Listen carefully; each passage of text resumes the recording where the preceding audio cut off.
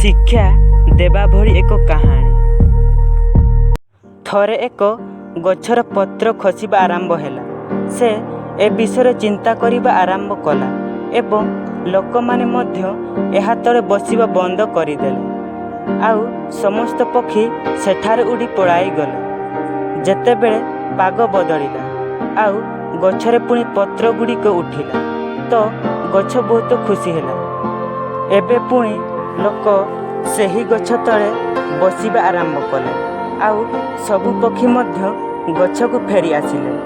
ଗଛ ଏହା ସବୁ ଦେଖି ବହୁତ ଖୁସି ହେଲା, କିନ୍ତୁ ଆଶ୍ଚର୍ଯ୍ୟ ମଧ୍ୟ ହେଲା ଯେ ଲୋକମାନେ କେତେ ନିଷ୍ଠୁର ହୋଇପାରନ୍ତି।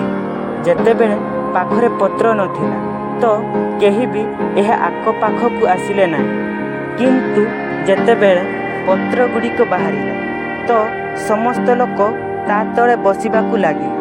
ସେ ଗୋଟେ କଥା ଭଲ ଭାବରେ ଜାଣିଲେ କି ସୁଖ ସମୟରେ ଆପଣଙ୍କ ପାଖରେ ସମସ୍ତେ ଥିବେ, କିନ୍ତୁ ଦୁଃଖ ସମୟରେ କେହି ଆପଣଙ୍କ ଆଖପାଖକୁ ମଧ୍ୟ ଆସିବେ ନାହିଁ।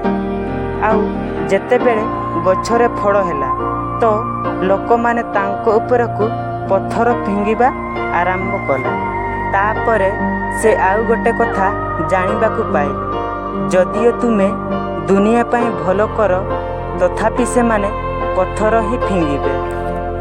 କାହାଣୀର ଶିକ୍ଷା, ଜୀବନରେ ଯେତେବେଳେ ଆପଣଙ୍କ ସମୟ ଭଲ ଥିବ, ଯଦି ସମସ୍ତେ ଆପଣଙ୍କ ସାଥିରେ ଥିବେ, କିନ୍ତୁ ଖରାପ ସମୟରେ ଆପଣଙ୍କୁ ଏକାକୀ ଖରାପ ସମୟର ସାମ୍ନା କରିବାକୁ ପଡ଼ିବ।